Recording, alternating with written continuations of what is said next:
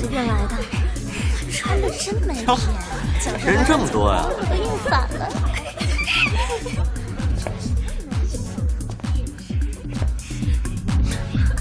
什么地摊音乐，吵死！谁呀？眼睛长屁股上了？哦，抱歉啊，没事吧？你是雨熙的朋友吗？他是那个整容医生，关你屁事！玩得开心？真装，死娘炮！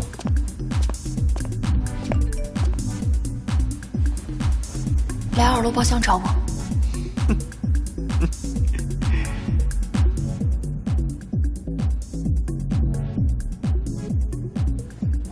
雨熙，生日快乐呀！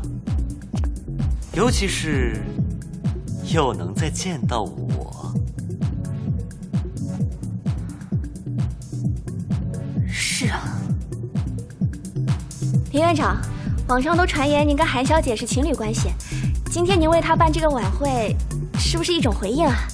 怎么，又想写我的花边新闻啊？放心吧，我不会让你们拍来的。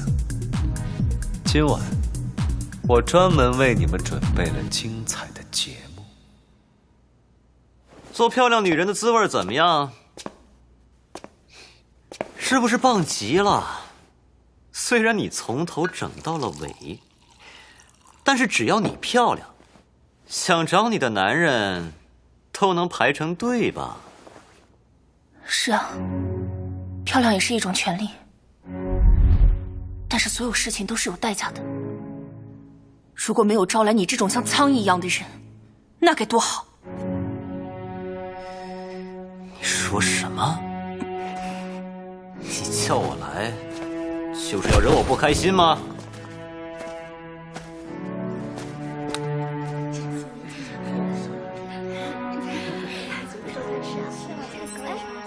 你应该已经知道惹我不开心的代价有多大了吧？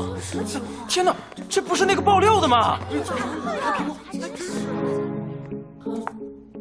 我叫你来，是要你给我道歉。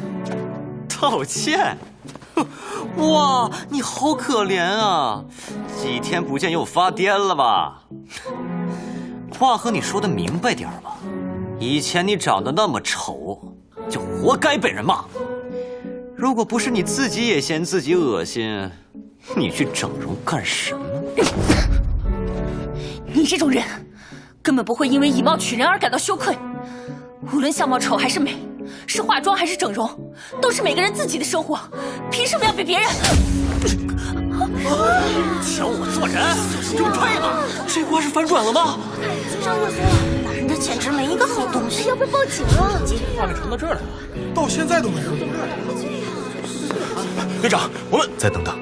我要你给我道歉，为你曾经和现在的不尊重我，也为你在网上写的那些无中生有的东西污蔑我。我还有更多更肮脏更好玩的故事，还没来得及编呢。